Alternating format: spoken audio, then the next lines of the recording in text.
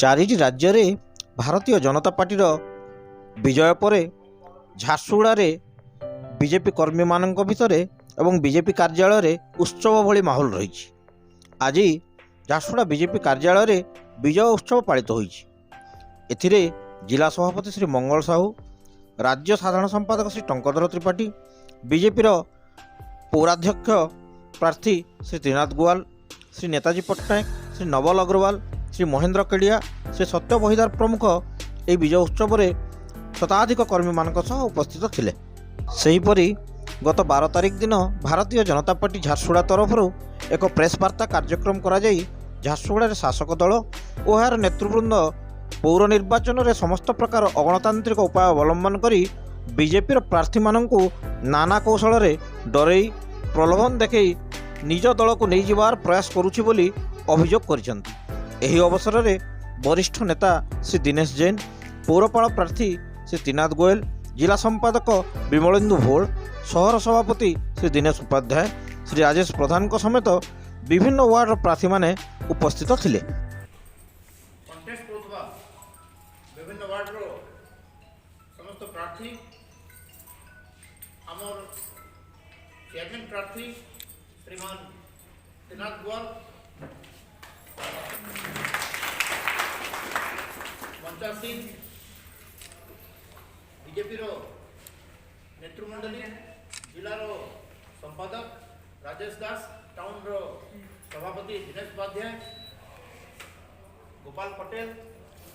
दिनेश्वर बाबू तथा अन्य समस्त आसीथिबा विशिष्ट व्यक्ति,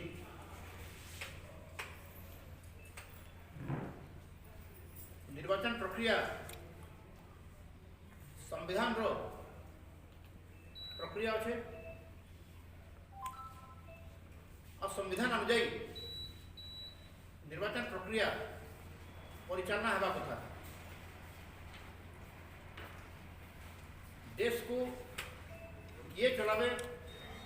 केंता चलावे, से संवैधानिक प्रक्रिया रे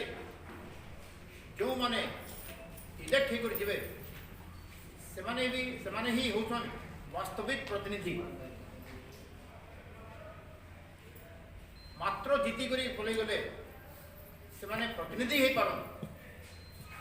किंतु सेमाने केभे भी वास्तविक प्रतिनिधि हो पारे। वर्तमान समय रे सारा ओडिशा राज्य रे विशेष करी झारसुगुड़ा जिला और झारखंड निर्वाचन मंडली रे जेन ढंग रे शासन करुचे और चाकरी कर दी पारे, टंका ऑफर करा होचे, गाड़ी ऑफर करा होचे, दिन रात ताको पिछले लोक लगी रखिछन, सेमाने तांकर वार्ड रे बुली पारबरनी स्वतंत्र होई गरी। प्रश्न होचे जब विगत 25 वर्ष होला हाराहारी 24 आसु आसु बीजेपी सरकार को 24 वर्ष पूरी जीवा ओडिशा रे माननीय विधायक तृतीय पाली चली और तृतीय पाली से मंत्री परिषद सामिल होती समस्ते क्लेम कर लोक दल को ग्रहण कर सम्मान दौन, से लोक सेवा करुछन। जदि ये सब सत, जदि से वास्तव रे ये अंचल जन लोकप्रिय नेता अच्छा तो ना इलेक्शन जीतवा लगे काफी हेबार कथा।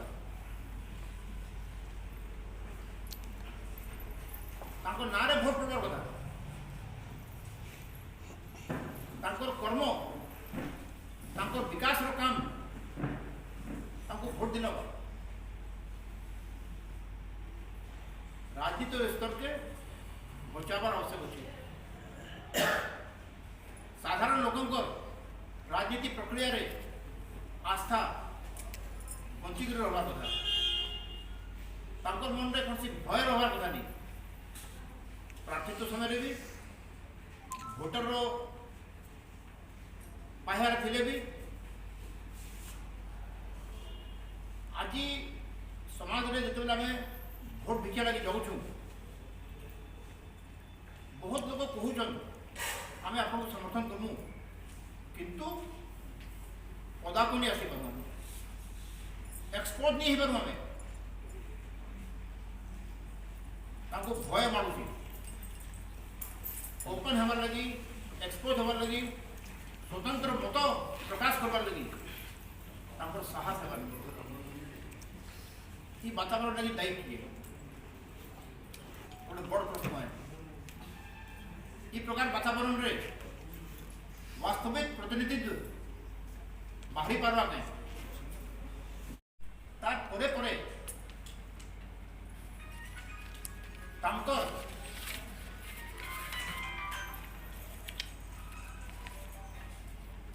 प्रक्रिया आरंभ है जे बीजेपी टिकट रे लड़ुवा विभिन्न वार्डर प्रार्थी मान हॉर्स ट्रेडिंग करी घोड़ा व्यापार करी केनता बसई दिया जिबा बिना निर्वाचन प्रक्रिया रे शामिल होई आमे केनता अनकंटेस्ट हो पारमु